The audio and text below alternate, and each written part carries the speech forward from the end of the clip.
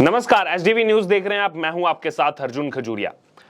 अमित मालवीय पर एफआईआर से बीजेपी भड़क उठी है और कांग्रेस पर सच दबाने का आरोप लगाया है और सत्ता के गलत इस्तेमाल का आरोप लगाया है। जी हां, अगर बात किया तो भारतीय जनता पार्टी के आईटी सेल के हेड अमित मालवीय के खिलाफ कर्नाटक में एफआईआर दर्ज किए जाने के बाद लगातार भारतीय जनता पार्टी जो है वो कांग्रेस और उसके नेता राहुल गांधी पर तीखा पलटवार कर रही है।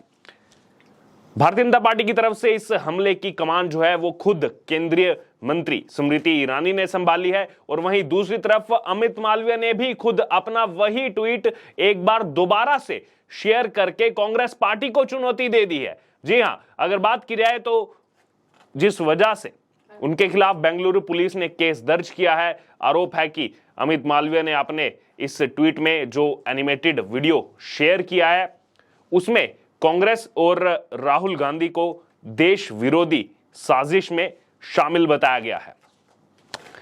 बीजेपी आईटी सेल के हेड अमित मालवीय के खिलाफ एफआईआर जो है वो कर्नाटक प्रदेश कांग्रेस कमेटी यानी कि केपीसीसी के सदस्य रमेश बाबू की शिकायत पर दर्ज की गई है। वहीं भारतीय जनता पार्टी ने अब इस मामले में खुल करके अमित मालवीय का समर्थन करते हुए उनके खिलाफ दर्ज एफआईआर किए जाने को सत्ता का दुरुपयोग बताया है। जी हां, भारतीय जनता पार्टी ने यह आरोप लगाया है कि यह सच्चाई को दबाने के लिए सत्ता का दुरुपयोग कांग्रेस पार्टी की तरफ से किया जा रहा है। खुद केंद्रीय मंत्री और भारतीय जनता पार्टी की सीनियर लीडर स्मृति ईरानी ने कहा कि उनकी पार्टी को पता है कि राहुल गांधी की अमेरिका यात्रा के दौरान बीजेपी द्वारा अपनाए गए रुख की वजह से ये एफआईआर दर्ज की गई है। वहीं आगे उन्होंने आरोप लगाया कि गांधी परिवार ने एक बार फिर यह साबित कर दिया है कि अगर उन्हें सत्ता मिल जाती है तो वह सच्चाई को दबाने के लिए किस हद तक जा सकते हैं। तो ये बड़े आरोप गांधी परिवार पर लगाए।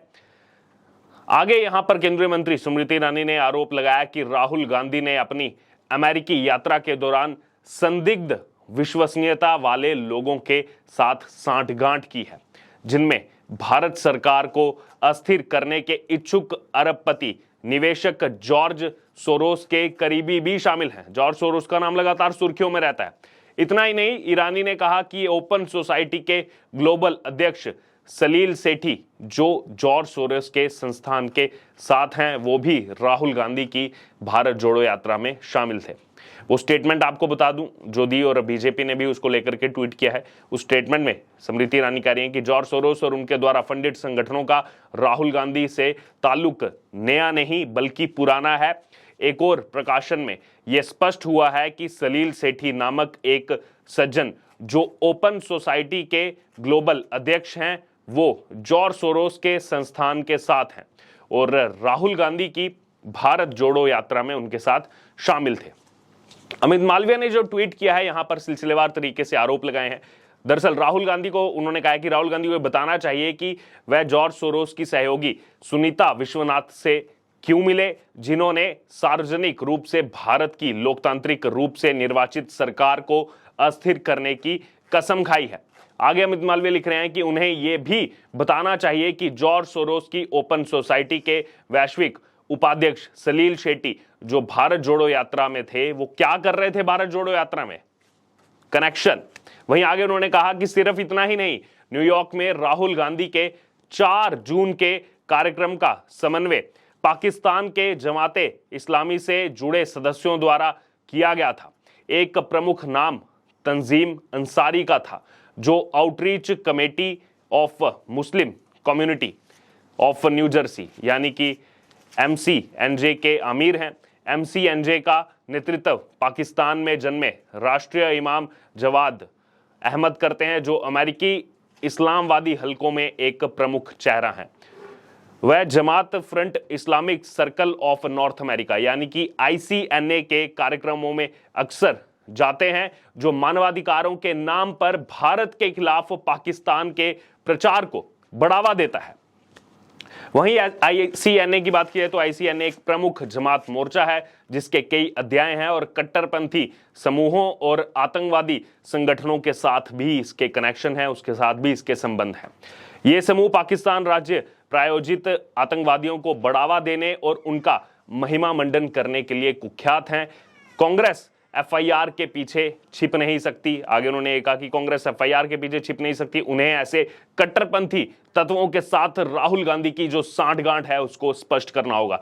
यहीं पर नहीं रुके अमित मालवीय, आगे एक और ट्वीट कर रहे हैं अमित मालवीय, यहां पर एक शेयर कर रहे हैं एक स्क्रीनशॉट और लिख रहे हैं कि 116वीं अमेरिकी कांग्रेस के प्रस्ताव संख्या 160 में दक्षिण एशिया में धार्मिक समूहों द्वारा लोकतंत्र और मानवाधिकारों के लिए उत्पन्न खतरे के बारे में चिंता व्यक्त करते हुए उसमें जो लिखा गया है, जो कहा गया है, वो उन्होंने शेयर किया, जिसमें क्रमांक 4 में लिखा है कि United states agency for international development, department of state, department of homeland security और अन्य संबंधित एजेंसियों से जमाते इस्लामी और उसके घरेलू सहयोगियों से जुड़े समूहों के साथ सभी साझेदारी और फंडिंग व्यवस्था को रोकने का आह्वान करता है, जिसमें उत्तरी अमेरिका का इस्लामिक सर्कल, ध्यान से सुनिएगा, उत्तरी अमेरिका का Islamic circle, ICNA relief, helping hand for relief and development और उत्तरी अमेरिका का मुस्लिम उम्मा शामिल है। और उसमें क्रमांक 5 भी उन्होंने शेयर किया है। क्रमांक 5 उसमें है कि कानून परिवर्तन से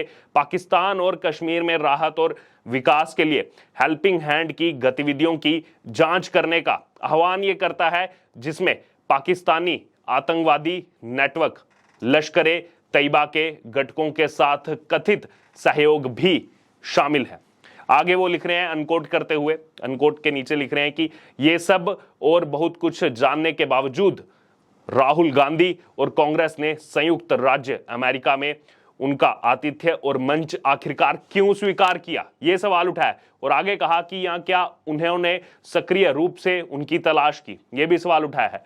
आगे लिख रहे हैं कि क्या वह भारत के हित की विरोधी ताकतों के साथ जो है हाथ का एक इच्छुक मोहरा है, ये सवाल उठा रहे हैं, इसलिए सवाल उठ रहे हैं कांग्रेस पार्टी से। इसी बीच बीजेपी प्रवक्ता शहजाद पूनावाला ने भी कांग्रेस की आलोचना करते हुए यह ट्वीट किया कि अमित मालवीय के खिलाफ एफआईआर कुछ नहीं बल्कि चुप कराने और धमकाने के लिए कानून के प्रावधानों का गलत इस्तेमाल है। शहजाद पूनावाला ने कहा कि अगर राहुल गांधी किसी ट्वीट से इतना आहत हुए थे तो वह अदालत में मानहानि का मुकदमा दर्ज करा सकते थे।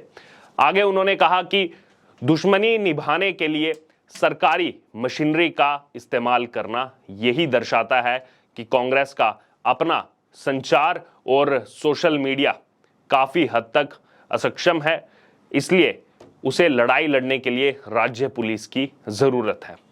दयनीय अदालत में मिलते हैं, तो ये भी कह रहे हैं वो कि अदालत में मिलते हैं, सी यू इन द कोर्ट। और इसी बीच आपको बता दें एक बड़ा अपडेट आज भी सुबह सामने आया। एक तरफ ये एफआईआर की बात सामने आ रही है, दूसरी तरफ इसी कर्नाटक से कर्नाटक हाईकोर्ट ने बड़ा झटका दिया राहुल गांधी, जयराम रमेश और सुप्रिया श्रीनेत को, जहां पर भारत जोड़ो यात्रा में इस्तेमाल किए जाने वाला वो संगीत जो KGF 2 का है उसको लेकर के जो है यहाँ पर एफआईआर दर्ज हुई थी और उसमें फिर इन तीनों की तरफ से जो है याचिका डाली गई उसको निरस्त करने की, उसको इनकार कर दिया गया यहाँ पर हाईकोर्ट की तरफ से। तो जहां एक तरफ ये एफआईआर कराई जा रही है, दूसरी तरफ बीजेपी लगातार हमलावर है और वो सवाल पूछ रहे हैं कि इस सवाल का जवाब क्यों नहीं मिल रहा कि राहुल गांधी वहां पर इन लोगों से आखिरकार मिले क्यों, सीक्रेट मीटिंग आखिरकार की क्यों, इन लोगों से मिलकर के क्या एजेंडा है, उस पर कोई भी जवाब नहीं देना और उल्टा जो है एफआईआर करवा देना अपनी सरकारी मशीनरी का इस्तेमाल करके। कहीं ना कहीं ये कई सारे सवाल जो है खड़े होते हैं। बहरहाल अब इस पूरे मामले पर आपकी जो भी प्रतिक्रिया हो आप हमारे साथ जो है अपनी राय शेयर कर सकते हैं कमेंट बॉक्स में और इससे जुड़े तमाम अपडेट के लिए बने रहिए एचडीवी न्यूज के साथ।